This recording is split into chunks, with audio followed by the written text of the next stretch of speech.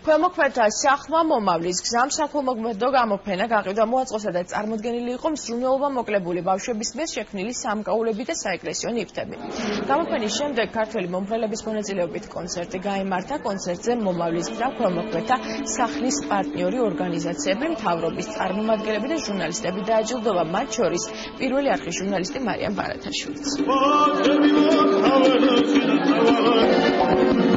9 წლის ფონდი არის საიდუმლო საღამოს ატარებს და მოიწვია თავისი მეგობარი კომპანიები, რომელიც ამ 9 წლის მანძილზე გვეხმარებოდა და გვიწევდა დახმარებას იმისათვის, რომ შემდგომ დავხმარებოდით იმ სოციალურ დაუცველფენას, რომელიც საჭიროებს დღეს ჩვენი საზოგადოების დახმარება.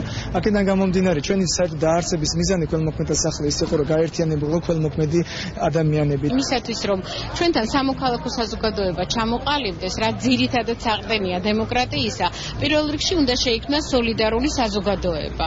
Აი თუ ჩვენ ყველაზე ჩვენს გაჭირვებულ თანამოქალაქეებთან არ ვიქნებით სოლიდარულები და არ ვეცდებით რომ შეძლების დაგვარა დავეხმაროთ და ხანდახან ჩვენი შეძლების ზემოთაც დავეხმაროთ, მაშინ ჩვენ შვილებსაც არ ექნება კარგი მომავალი. ქველმოქმედება ეს არის თითოეული ჩვენთაგანის ქალაქეობრივი მოვალეობა, ადამიანური მოვალეობა.